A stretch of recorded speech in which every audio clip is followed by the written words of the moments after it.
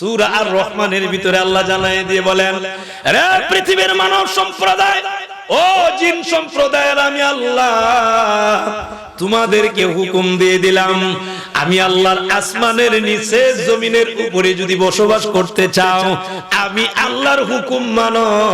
আমি আল্লাহর আইন যদি মানতে তোমাদের ভালো লাগে না, আমার আসমান আর জমিনের মাঝখান থেকে বের হয়ে যাও, ফানফুজু, বের হও। আল্লাহ নিজে বলছেন, ধমক দিয়েছেন, বাইরে হও নিমুখ হারামের দল। কথা বলেন ঠিক না বেঠিক? ও নিমুখ হারামের দল, আল্লাহর আইন মানতে ভালো লাগে না, আল্লাহর জমিন ছেড়ে দাও।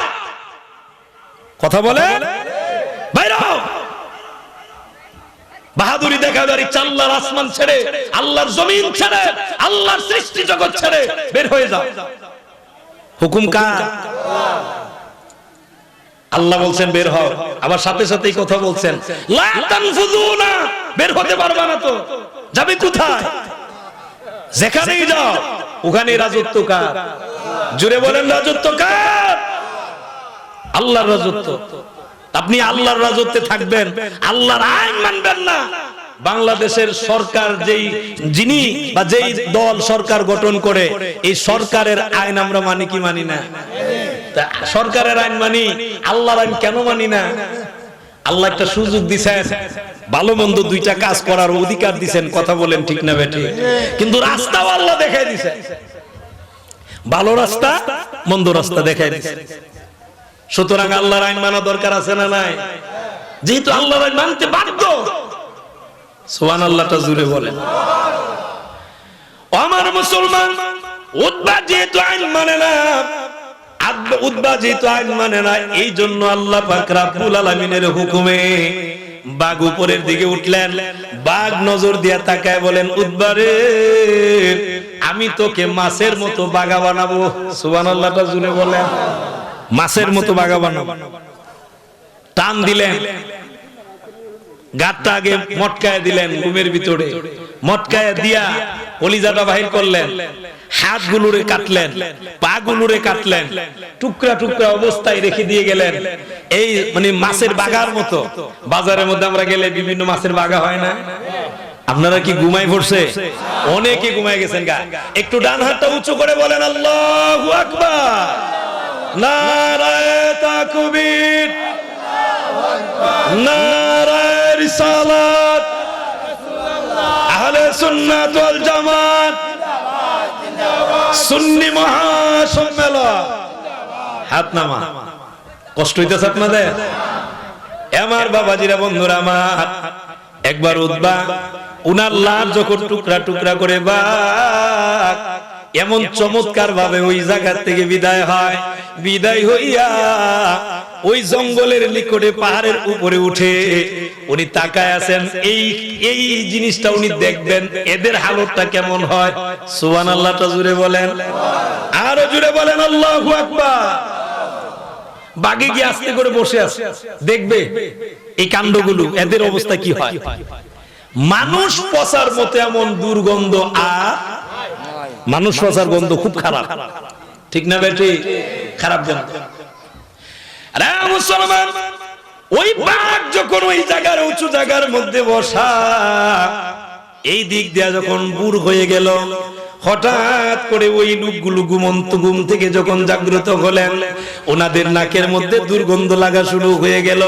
এবার ওনারা নাক টানতে, বিষয় কি দুর্গন্ধ লাগে, আস্তে করে উপরের দিকে তাকায় দেখে গো, ওনাদের নেতা সন্তান নেতা নাই, নেতা নাই, নেতা শেষ।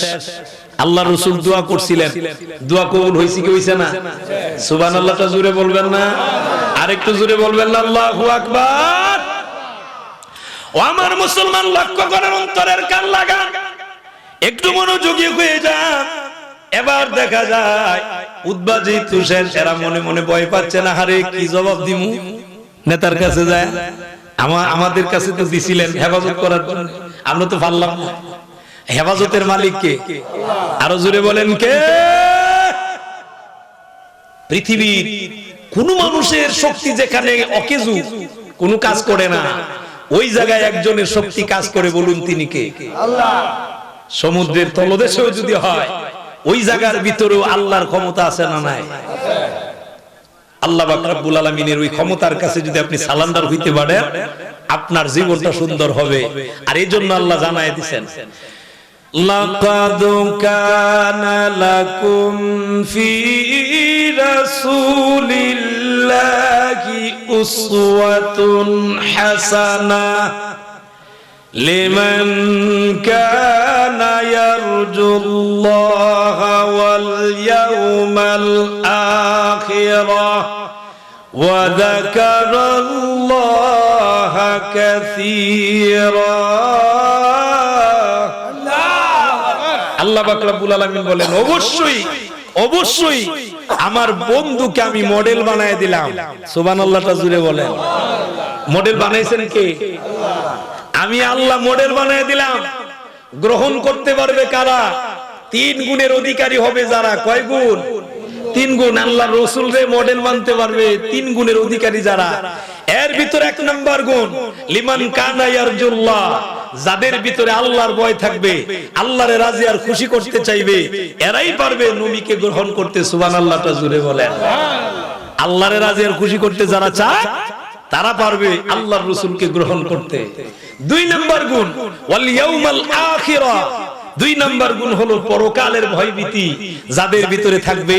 আমি কি জবাব দিব, আল্লাহর সামনে দাঁড়াবো, কি জবাব দিব, এই ভয় যাদের ভিতরে থাকবে এরা পারবে আল্লাহর রাসূলকে গ্রহণ করতে। 3 নাম্বার গুণ, ওয়া যাকারাল্লাহা কাসীরা। সর্ব অবস্থায় এই যাকারা মানে জিকির করা মানে হলো আল্লাহর হুকুম পালন করা। সুবহানাল্লাহটা জুড়ে বলেন। যাকারা ইয়াযকিরু যিকরান ফাহুয়া যাকির। ওই রকম জিকিরকারী, যেই জিকিরকারীটা মানে হলো সকালবেলা ঘুম থেকে উঠে আল্লাহর নাম নিয়া, আবার ঘুমন্ত অবস্থায় যায়, ঘুমে যায় আল্লাহর নাম নিয়া। সুবহানাল্লাহটা জুড়ে বলেন। প্রস্রাবখানায় গেলেও আল্লাহর রাসূলের আদর্শে যায়, মসজিদের ভিতরে গেলেও আল্লাহর রাসূলের আদর্শে যায়, বাজারে গেলেও আল্লাহর রাসূলের আদর্শে যায়, কৃষি কাজের মধ্যে গেলেও আল্লাহর রাসূলের আদর্শে যায়। এরাই পারবে, এরাই হলো জিকিরকারী, আল্লাহর হুকুম পালনকারী। একটু জুড়ে বলেন সুবহানাল্লাহ। কিন্তু আমাদের দেশের এমন অনেক লোক আছে, খারাপ কাজের মধ্যে যা বলা কই ইনশাআল্লাহ আসেনি, কই ইনশাআল্লাহ। হারাম খেলার মধ্যে যা কয় দেয় ইনশাআল্লাহ ফাঁস করব, এরকম আছে না নাই? আপনি ইনশাআল্লাহ বললেন, ভালো কাজে যদি বলতেন, ভালো কাজে যদি আলহামদুলিল্লাহ বলতেন, তাইলে এটার ভিতরে সওয়াব আছে না নাই? কিন্তু মন্দ কাজের ভিতরে বললে এখানে কোনো সওয়াব নাই, সওয়াব পাবে না, সওয়াব হবে না। আরে মুসলমান লক্ষ্য করেন, অন্তরের কান লাগান। শুধু কিন্তু এটুকু নয়, ওই আবু লাহাব আর ওনার স্ত্রী মানুষের কাছে দৌড়ায় দৌড়ায় যায়, মানুষের কাছে গিয়া ডাক দিয়া বলে, ও লোকেরা, কার দিনের দাওয়াত তোমরা গ্রহণ করতে চাও? আমার ভাতিজা আবু লাহাব বলে, আমার ভাতিজা আমি চিনি না। তোমরা ভালো করে চিনো না, আমি চিনি, সুতরাং তার কথা তোমরা গ্রহণ করো না। আল্লাহর রাসূলকে অপবাদ দেয়। ও আমার মুসলমান বাবাজিরা, এত অপবাদ দেওয়ার পরে আল্লাহর নবী রাহমাতুল লিল আলামিন দিনের দাওয়াত বন্ধ করে দেয় না। আরো জোরে বলেন সুবহানাল্লাহ। ও আমার মুসলমান, দিনের দাওয়াত দিতে দিতে বাধাগুলো যখন আসে, এখন দেখেন রাষ্ট্রীয়ভাবে কেমন বাধা আসে রে। বেঈমান কাফের বড় বড় নেতা যারা, সব নেতারা একত্রিত হয়ে গেলেন। আল্লাহর রাসূলের আপন চাচা আরেকজন ছিলেন বাবাজিরা গো, যেই আপন চাচা উনি উনারে বড় মহব্বত করতেন, কিন্তু ঈমান আনেন নাই। উনি কে? আবু তালিব। এত আদর করছেন, মায়া করছেন, আল্লাহর রাসূলের জন্য কষ্ট ভোগ করছেন, কিন্তু ঈমান আনে নাই। ওনার নেতৃত্ব চলে যাবে এই ভয়ে উনি ঈমান আনেন নাই। কপালে নাই। কথা বলেন ঠিক না বেঠিক? আমার বাবাজিরা, বন্ধুরা আমার, এই দিনের দাওয়াত দেওয়ার কারণে বেঈমান কাফেররা সবাই তখন আবু তালিবের কাছে চলে গেলেন। আবু তালিবের কাছে গিয়া ডাক দিয়ে বলে, আপনি তো আমাদের মুরব্বী নেতা, আপনার কাছে এসেছি, আপনার বাতিজার একটু থামায়া দেন, আপনার বাতিজাকে যা দরকার যা প্রয়োজন আপনি বলুন, আমরা প্রস্তাব দিয়ে গেলাম। আপনার বাতিজা যদি ধনী হতে চায়, আমরা এই মক্কা নগরীর ভিতরে সবচাইতে বড় ধনী বানায়া দিব। নাউজুবিল্লাহ বলতেন না? ধনী বানাইবার মালিক কে? আল্লাহ। কিন্তু বেঈমান কাফেররা প্রস্তাব দিবেন, দ্বীনের দাওয়াতের কার্যক্রমটা বন্ধ করে দেন, আমরা তারে ধনী বানাই দিব। আমার বাবাজিরা, বন্ধুরা আমার, ধনী বানাই দিবেন। এবার আরেকটা প্রস্তাব দিয়ে ডাক দিয়ে বলেন, আপনি আপনার বাতিজারে থামায়া দেন। উনি যদি কোন সুন্দরী নারী চায়, এই মক্কা নগরীর সবচাইতে সুন্দরী নারীটা আমি উনাকে দিয়ে দিব। যতটা সুন্দরী নারী চায় উনাকে আমরা দিয়ে দিব। তারপরেও বলেন কালিমার দাওয়াত বন্ধ করে দেখ। আমার বাবাজিরা, বন্ধুরা আমার, আল্লাহর নবী রাহমাতুল লিল আলামিন দয়ার নবীজির কাছে যখন উনার চাচা আবু তালিব ডাক দিয়ে বলেন, ভাতিজা, মক্কা নগরীর লিডার পার্সনের আমার কাছে এসেছিলেন, এইভাবে আমার কাছে কথা বলে গেছেন। ও ভাতিজা, এখন আমি তোমার কাছে প্রস্তাব দেই, এরা এই প্রস্তাব দিয়েছে, তুমি গ্রহণ করো কিনা? দ্বীনের দাওয়াতটা বন্ধ করে দাও। উনি ডাক দিয়ে বলেন, চাচা, আল্লাহর নবী রাহমাতুল লিল আলামিন বলেন, চাচা গো, উনারা মিলে আমাকে ধন সম্পদ দিতে পারবে, এটা সম্ভব আমি জানি। উনারা ইচ্ছা করলে সুন্দরী নারীও দিতে পারবে, এটা আমি জানি। কিন্তু যেটা দেওয়া অসম্ভব এমন জিনিসও যদি দিতে চাই, ওই আল্লাহর কসম আমি দ্বীনের দাওয়াত বন্ধ করব না। সে অসম্ভব জিনিস কি? আমার আপনার নবী, নূর নবী, হায়াতুন নবী, জিন্দা নবী ডাক দিয়ে বলেন, চাচা গো, উনাদের জন্য অসম্ভব ওই আকাশের সূর্যটা আমার হাতে এনে দেওয়া, ঠিক না? ওই সূর্যটা এক হাতে যদি দিতে চায়, আরেক হাতে যদি রাতের চন্দ্রটা এনে দিতে চায়, তারপরেও আমি জানায়া দিলাম আমি আল্লাহ পাকের দ্বীনের দাওয়াত বন্ধ করব না।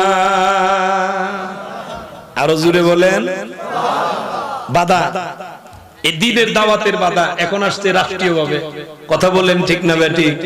রাষ্ট্রীয়ভাবে বাধা আসলো। প্রথম আসছে পরিবারের পক্ষ থেকে, পরিবারের পক্ষ থেকে আসার পরে সামাজিকভাবে বাধা, সামাজিকভাবে এরপরে হলো রাষ্ট্রীয়ভাবে বাধা। এই বাধাগুলো দিতেছেন, কিন্তু হেফাজতের মালিক একজন, বলুন তো তিনি কে? আরো জোরে বলা লাগবে, তিনি কে? আমরা আমাদের মাথা নত করলে সেই আল্লাহর কাছে মাথা নত করব। কথা বলেন ঠিক না বেঠিক?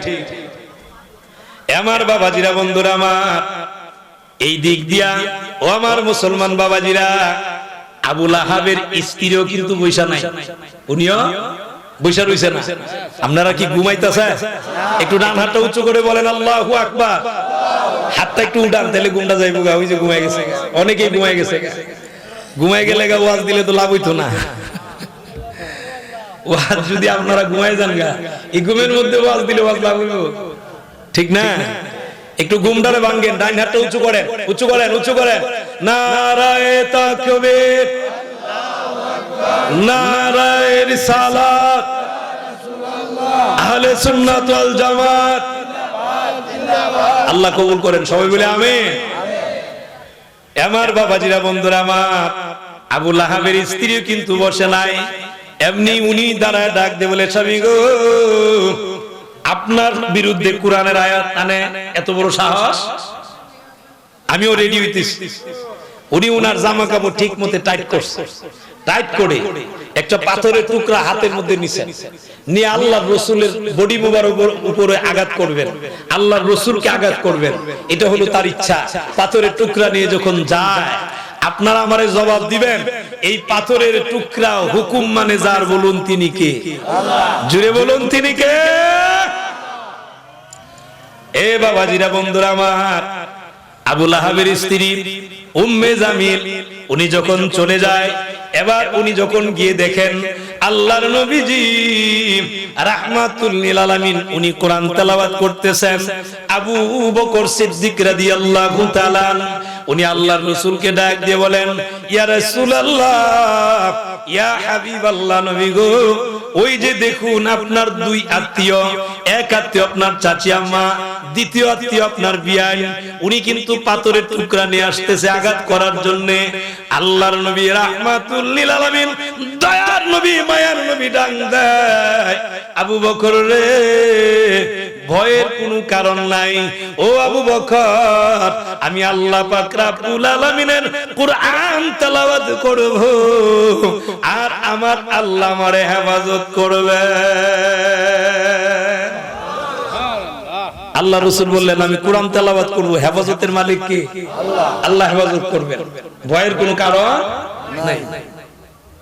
আমার বাবাজিরা, বন্ধুরা আমার, আবু বকর রাসূল কিছু বললে আর কোন কথা চলে?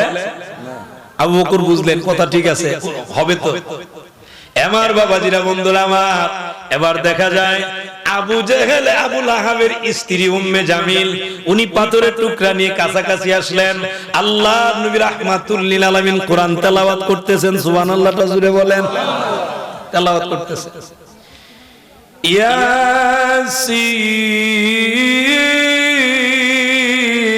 ইয়াসিন, আল্লাহু তেলাওয়াত শুরু। আবু লাহাবের স্ত্রী উম্মে জামিল আয়েশা সামনে দাঁড়াইছে। আবু বকর সিদ্দিক রে ডাক দিয়ে বলেন, ও আবু বকর, তোমার সাথী কোথায়? তোমার সঙ্গী কোথায়? আবু বকর রাদিয়াল্লাহু তাআলা দেখেন রাসূল কোরআন তেলাওয়াত করতেছেন, কিন্তু উম্মে জামিল যেহেতু দেখে না, আবু বকর সিদ্দিক মনে মনে চিন্তা করেন, আমার রাসূল বলছেন, কথা তো ঠিক, সুবহানাল্লাহটা জুড়ে বলে। উম্মে জামিল তো দেখে না, দেখেও না, কানেও শুনে না, ঠিক না? নবী তেলাওয়াত করতেছেন, উনি তো দেখেও না, কানেও শুনে না। আবু বকর সিদ্দিক মুস্কি হাসি দিয়ে বলেন, এটা তোমার কাছে আমার বলার দরকার নাই। উম্মে জামিল তো রাগে আসছেন, গুসায় আসছেন। আয়েশা ডাক দিয়ে বলে, শোনো, একটা সংবাদ দিবা, এসেছিলাম তোমার সঙ্গী বন্ধুরে যদি পাইতাম, এই যে হাতের মধ্যে পাথরের টুকরা দেখছো, এই টুকরা দিয়া তোমার বন্ধুর মাথাটারে দুই ভাগ করে দিতাম। এত বড় সাহস, আমাদের বিরুদ্ধে কোরআনের আয়াত আনে।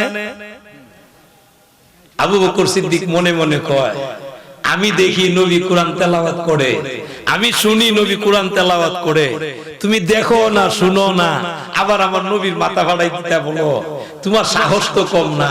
এটা আবু বকর সিদ্দিক মনে মনে বলে, সুবহানাল্লাহটা জুড়ে বলে। বইলো আমগো বিরুদ্ধে যেন কোরআনের আয়াত না আনে, আনলে বেশি ভালোই হবে না। আল্লাহ পাক রব্বুল আলামিন সূরা লাহাবের ভিতরে ওই নারী উম্মে জামিলের বিরুদ্ধে আল্লাহ কোরআনের আয়াত নাযিল করছে। সুবহানাল্লাহটা জুড়ে বলেন। জাহান্নামে লাকড়ি হবে কেন? আবু লাহাবের সহযোগিতা করছে, কথা বলেন ঠিক না? এইজন্য জাহান্নামে লাকড়ি হবে। আল্লাহর রাসূলের দ্বীনের দাওয়াতি কার্যক্রম বন্ধ হয় না, সুবহানাল্লাহটা জুড়ে বলেন। আরেকটা আওয়াজে বলতে হবে, আল্লাহু আকবার। আরে মুসলমানের অন্তরের কান লাগান, আল্লাহ পাক রব্বুল আলামিন যে দায়িত্বগুলো দিলেন, এই দায়িত্বের কার্যক্রম নবী বললেন, আবু বকর, আমি বলেছিলাম, আল্লাহ কোরআনে আয়াত নাজিল করে জানায়া দিলেন, আল্লাহ পাক রব্বুল আলামিনের কোরআন মুমিনরা যখন তেলাওয়াত করে, বেঈমান কাফেরদের কাছে একটা পর্দা ফেলে দেন। এই পর্দাটা কোনো কাপড়ের পর্দা না, হিজাবান মাসতুরা। আমার মুসলমান বাবাজিরা, এই পর্দা কেমন পর্দা? এই পর্দাটা হলো আল্লাহর কুদরতি পর্দা। এটা দুনিয়ার কোনো কাপড়ের পর্দা না, দুনিয়ার কোন ওয়ালের পর্দা না। আল্লাহ পাক রব্বুল আলামিন যেই আপনার কুদরতি পর্দা দেয়, ওই পর্দা দিলে আর কেউ বেঈমান কাফেররা দেখে না। কথা বলেন ঠিক না বেঠিক? আর এরা কি দনি বানাইতো? আমার নবী, আপনার নবী, রহমতের নবী, নূর নবী, হায়াতুন নবী, জিন্দা নবী, নবী যদি আল্লাহর কাছে বলতেন, আল্লাহ উহুদ পাহাড়টা স্বর্ণ বানায় দেন, আল্লাহর রাসূল বলতে দেরি, আল্লাহ স্বর্ণ বানায় দিতে দেরি হইতো না। আমরা এমন নবীর উম্মত, কিন্তু কেন নবী বলেন নাই? কারণ হলো উম্মতদেরকে শিক্ষা দিয়ে গেছেন, দুনিয়াতে কষ্ট করা লাগবে, পরিশ্রম করা লাগবে। কথা বলেন ঠিক না বেঠিক? পরিশ্রম কষ্টের বিনিময়ে আপনি পরকালে যখন যাবেন, তখন আপনার জন্য আল্লাহর জান্নাত আছে না নাই? সুবহানাল্লাহটা জুড়ে বলেন। আমার বাবাজিরা, বন্ধুরা আমার, আল্লাহর নবী রাহমাতুল লিল আলামিন এই জন্য কালিমার দাওয়াত দেয়। আস্তে আস্তে কিছু মানুষ কালিমা গ্রহণ করতেছে, সুবহানাল্লাহটা জুড়ে বলেন। আস্তে আস্তে কালিমা গ্রহণ করতেছে, কিন্তু তাদের উপরে নির্যাতন কম না, জুলুম কম না। এক একজনের উপরে কি জুলুম করা হয়। বাবাজিরা, বন্ধুরা আমার, এই ইসলামের ভিতরে সর্বপ্রথম একজন মহিলা শহীদ হয়েছিলেন। সুবহানাল্লাহটা জুড়ে বলে। শহীদ হয়েছিলেন সুমাইয়া রাদিয়াল্লাহু তাআলা আনহা, যিনি শহীদ হয়েছিলেন, শাহাদাত বরণ করেছিলেন। কেন? একমাত্র কারণ একটাই, এই ইসলাম গ্রহণ করার কারণে। আমার বাবাজিরা, বন্ধুরা আমার, আবু জাহেল এবার উনাকে নিয়ে মানুষের সামনে শুলিতে চড়ালেন। শুলিতে চড়া এই শুলির মধ্যে বেঁধে এরপরে উনাকে বললেন, তুমি হয় কালিমা ছাড়বে, আর না হয় তোমার উপরে নির্যাতন করা হবে। উনি তো ইমানদার, এমন ইমানদার